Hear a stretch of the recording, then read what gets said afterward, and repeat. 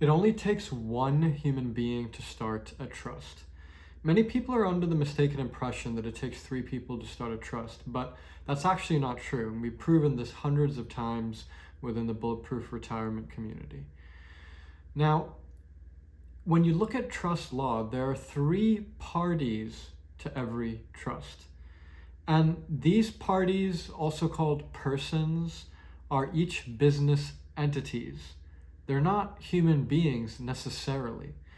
And so this is why it's very common to have a trust that it only has one human being that actually is on the trust, but that one human being takes up two roles of the trust, which is lawful to be both a grantor and a trustee, and then another party would take the role of beneficiary.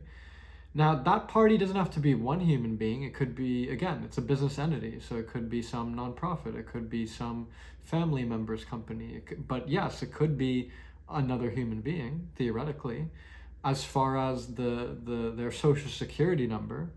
But human beings can't own things. Only business entities, persons, can own things. So the US government created these social security numbers, straw man, persons, and everyone has one, and that business entity is capable of owning things.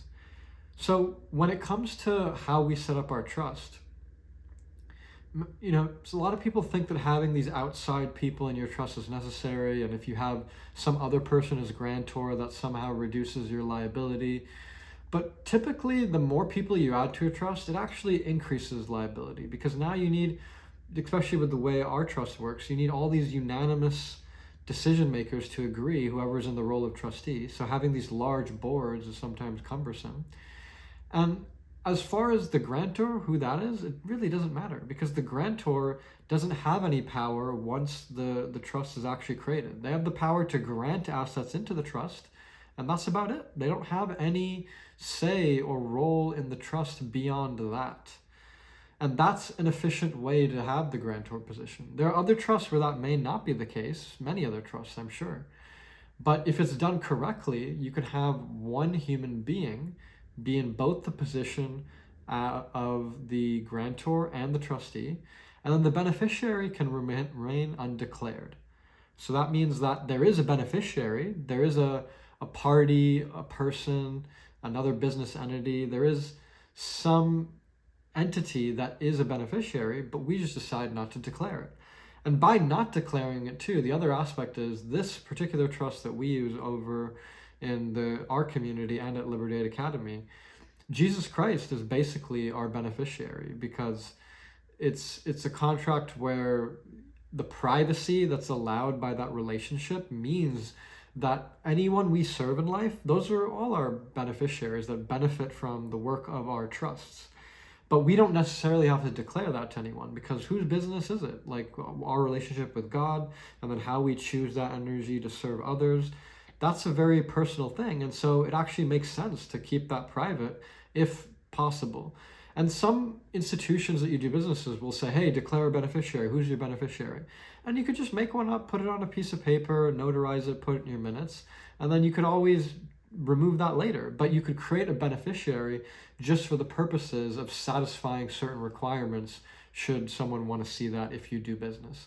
But in general, to actually create the trust, no, you don't need three different people, especially if you're a single person and that just complicates your life. Definitely don't do that. You can do it with just one human being, but your person will take up two roles, and then one role will remain undeclared.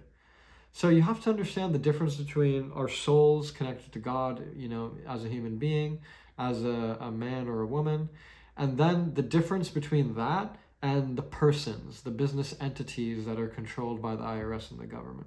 Two completely different things. So a lot of these trust influencers, they get this confused all the time.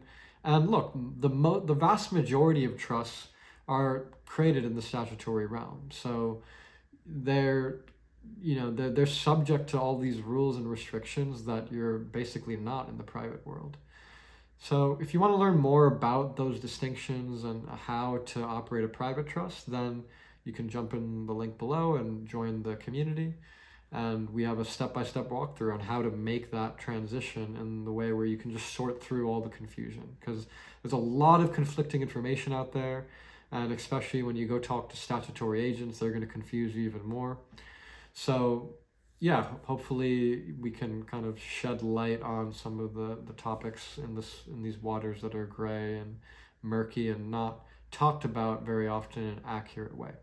So I look forward to seeing many of you on that side.